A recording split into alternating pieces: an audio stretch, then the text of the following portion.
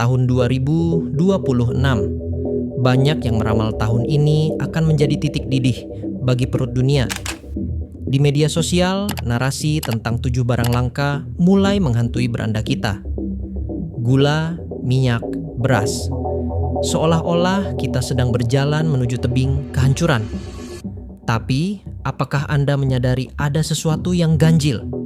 Di saat negara-negara besar mulai panik mengamankan stok mereka sendiri, Indonesia justru terlihat tenang. Indonesia swasembada pangan.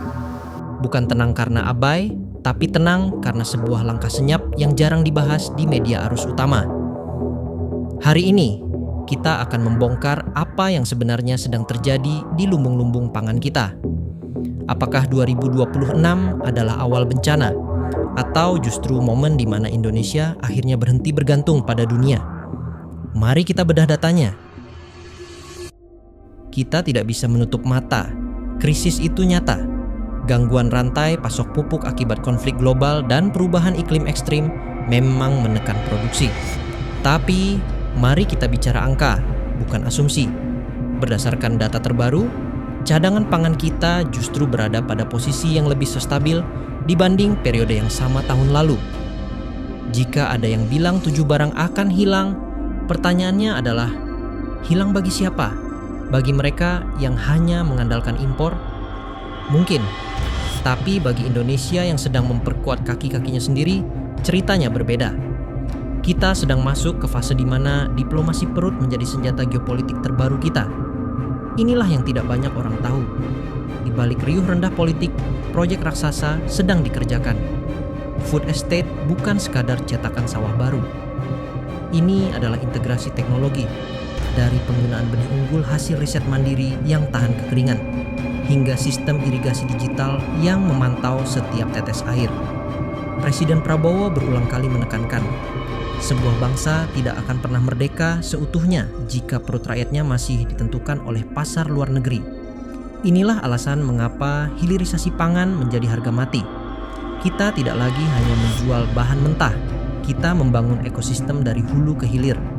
Lalu, bagaimana dengan pupuk dan gandum yang masih harus didatangkan dari luar? Disinilah kecerdasan strategi bebas aktif kita bermain.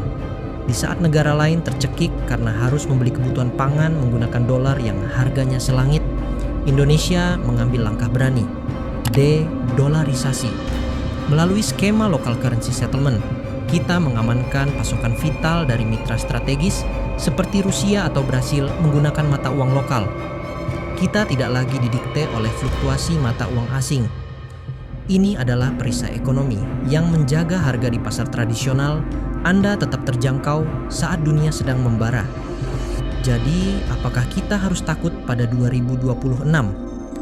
Waspada itu wajib, tapi panik adalah kesalahan. Indonesia sedang berada di jalur yang benar untuk menjadi lumbung pangan dunia, bukan lagi sekadar pasar bagi produk asing. Kita punya tanahnya, kita punya teknologinya, dan yang paling penting, kita punya kemauan politik untuk mandiri. Sekarang saya ingin dengar pendapat Anda. Di tengah isu krisis ini, apakah Anda sudah mulai melihat perubahan di sekitar Anda? Atau Anda punya ide lain bagaimana kita bisa lebih mandiri secara pangan?